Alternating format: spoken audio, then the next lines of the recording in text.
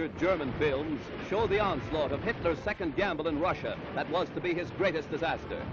Oil stores go up in flames as the hard-pressed Russians leave only the funeral pyres of a great industrial city. The Nazi cameramen photograph only scenes that show irresistible might. The so-called invincible army moves in to smash all resistance before the gates of Stalingrad. Flamethrowers and grenadiers advance against the stubborn resistance of heroic defenders.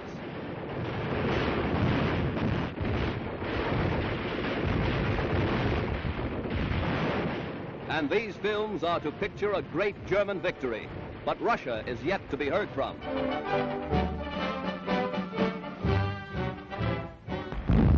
Then comes the bitter cold of a gray dawn in November.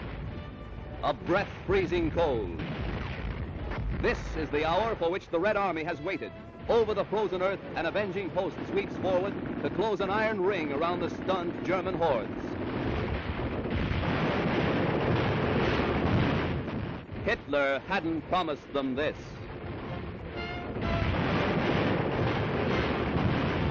Every pocket of starved, half-frozen Nazis hidden in the rubble of Stalingrad is blasted without mercy. The swiftness of the Russian counterattack takes street after street, squeezing the enemy into a hopeless position.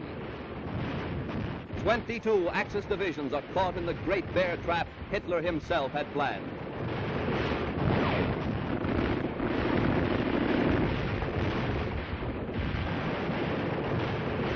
Hello everyone, and welcome to another video of the Wartime Whistles, where we talk about military history, rail fanning, and news in the Sonic the Hedgehog franchise. I'm Tyler, your host. I want to give a shout out to my good friend Takal on X, because she said something about the Soviet T-34 tank, so I decided when I got back from work, why not do a video on it? So that's what I'm deciding to do. I decided to do a video on it. The Soviet T-34 was a revolutionary medium tank of World War II. It was widely considered one of the most impactful AFVs in history and was introduced in 1940. It combined exceptional slopped armor, superior mobility, and a potent 76.2mm gun, later 8mm, proving superior to early German tanks. And we'll discuss in a little bit why the T-34 was upgraded, because there was a reason for it. Over 80,000 were built, making it the war's most produced tank. Crucial to Soviet victory, the T-34 utilized slopped armor to increase effective protection without adding weight, and a powerful diesel engine for high speed and cross-country performance.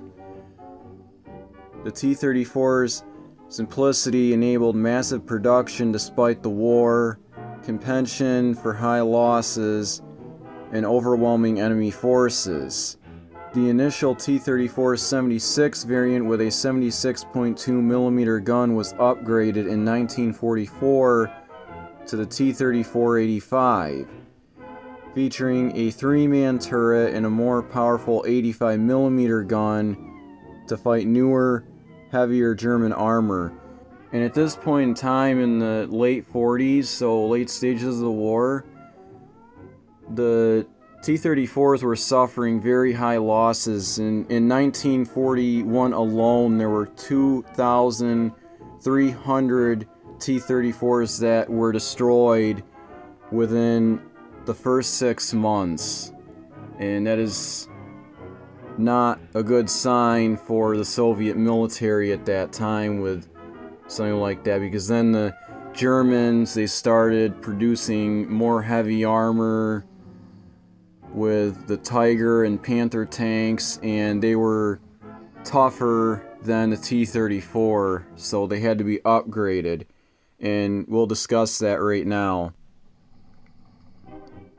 So as I mentioned, in later stages of the war, it featured a 3-man turret and a more powerful 85mm gun to fight newer, heavier German armor.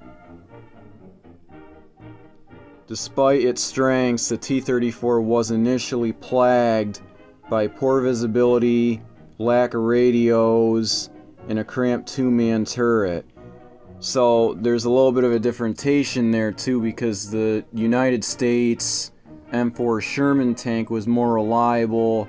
You had a wider space in that tank where they were more reliable. They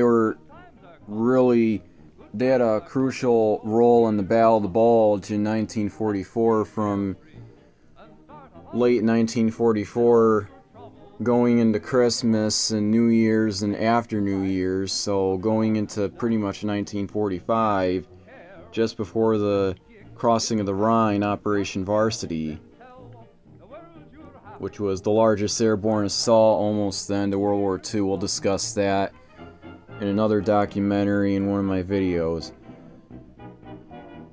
So, early models suffered from high mechanical unreliability and low quality manufacturing during wartime. T-34 tanks played a crucial role in the Battle of Stalingrad and the Battle of Berlin as the primary Soviet armored fighting vehicle. Of roughly 80,000 produced, approximately 45,000 T-34s were lost, nearly 80% due to high intensity urban combat, and especially Berlin anti-tank weapons like the Panzerfaust. I don't know what the Panzerfaust is, but we'll talk about that in a future documentary when I find out what it is. In 1942 alone, 51% of the 12,553 T-34s produced were lost. And then, as I mentioned, in 1941, 2,300 were lost within the first 6 months. Thanks for watching. Please like, subscribe, and turn on that notifications bell. And please follow me on X at TailsAmyHQ. See you in the next one.